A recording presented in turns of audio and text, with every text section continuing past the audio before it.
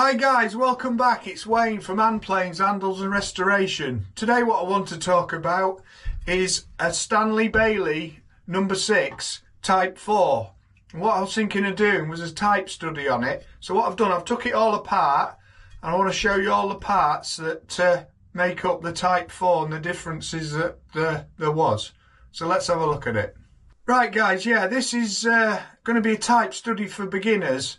Hopefully it'll gain them some experience on the earlier planes.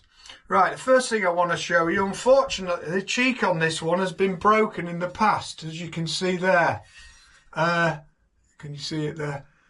It's quite crudely done, so what I'm going to do with this eventually is just pop it back together and set it on one of my shelves as like a reference point.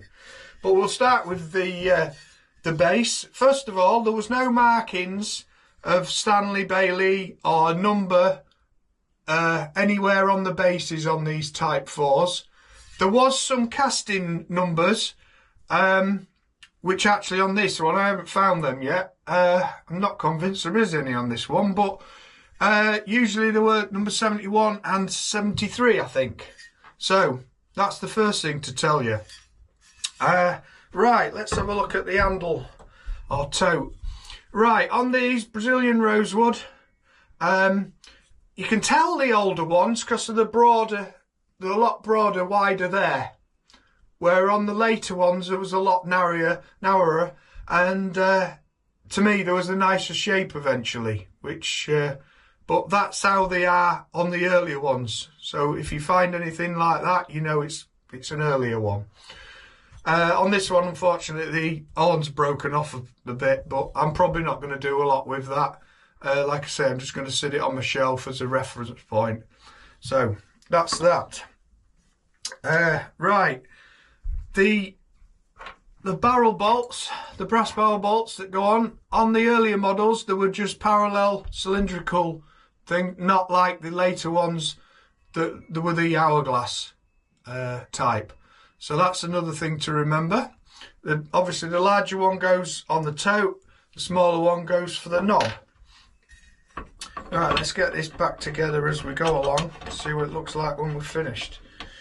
So, this will do for that.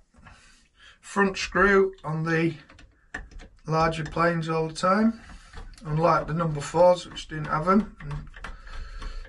Right, that's that. Right, another thing, on the Type 4s, they had a bead around there. If you can just make that out, hopefully you can make that out. And when it's been turned, they've put a little mark in it to look like a bead, which I think looks really nice. I mean, it's so simple, yet so effective.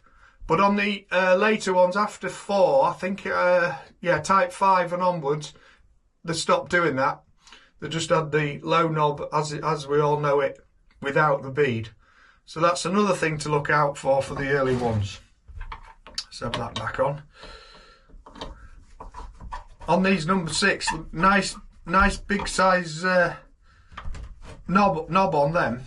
They're lovely size to them. Right, that's that. What else we got? Right, the frog. This is interesting. Right, the first thing you'll notice, no lateral adjuster. Again, this is a Type 4, didn't have it. The Type 5, that's when it started with the lateral lever. So that's another thing to look out for.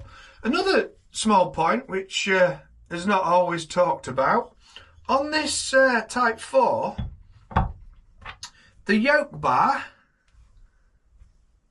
is quite thick, a lot thicker than the later models. And this, obviously this is the yoke and it goes through there. Oh, okay, as you can see. Okay, that's a lot thicker than the later models, which I think it's there's no play in it at all. Where on the later models there was a bit of play that would move, but on there, as you can see, it's solid. So that's another good point to it. We'll have that together. Right, I've got the frog reassembled, and I just wanted to show you how smooth that is there, and there's no play backwards and forwards, but just up and down there, look. No play at all there. I quite like that. Quite impressed with that. Right, the next thing to talk about is the brass adjuster screw. Now, on these, on the Type 4, and only the Type 4, inside the rim, they had an inscription. And what it said was Bailey's Patents, and there was two dates in it. The first one was August the 31st, 1853, and the second one was August the 6th, 1867. They're the two dates that was in it. So that's another thing to find when you're looking for a Type 4. It's a bit of a giveaway, that one. Right, it's right-handed thread when you're reassembling. This one's had a lot of use, you can tell by that, because of the... Let me show you. Get that back together. Right, on there, as you can see there, look at the... I'll try and hold that still. Quite a lot of play in that. Well, what it is, the brass has worn, so there's very little left at this side here. Look, play on that. Yeah, that's had a lot of use. So, right, we've got that back in. So the next thing to talk about with this, the contact points when it goes into the base, on these really early ones, it only contacted at these 3 points here, not there. That hovered above the other, above the base. So it just contacted on them 3 points there, onto this flat base. As you can see there, that's completely flat across there. And at this point here, this is where I'm talking about, it hovered over. So as they got later models, they improved on that, because I could imagine there's a bit of vibration going on there.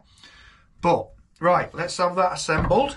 The other thing is, while I'm assembling this frog back onto the base, the screws they used were really flat on the top of the heads. They didn't have any chamfers round or anything like that. They were nice and flat. Again, it's another indication it was an early model. This, in this case, obviously a Type 4. So I've reassembled that. Again, it's that early. There's obviously no adjustment underneath backwards and forwards, so you have to adjust that and get that right yourself. Right, the next thing, what we've got here is the blade and the cap iron. The cap iron possibly is original, the blade isn't. It's actually a fairly early English example, but it's not that old, as you can see. So we're without the original blade. But anyway, right, pop that back in. Right, come to the lever cap. Now, another thing to point out that is quite easily missed by some people. On these early models, this section here is a lot more curved. On the later models, it's a lot flatter. On these, they're rounded quite a lot, as you can tell. I hope you can tell anyway.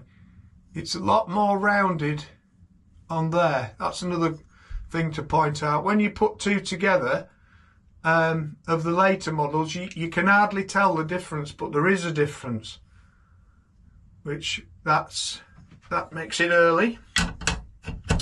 Pop that in there, nice and firm. Right, well, there we have it, number 6, Type 4. Well, I hope that's helped a lot of beginners and probably experienced people alike. Hope you found that interesting as well. But there we have it. Right, if any of you have got any questions or anything to say, please drop them below. That'd be great. Great to hear from you. If you enjoyed it and you haven't subscribed yet, I'd like you to subscribe. That'd be great. And I'll see you another time. Bye.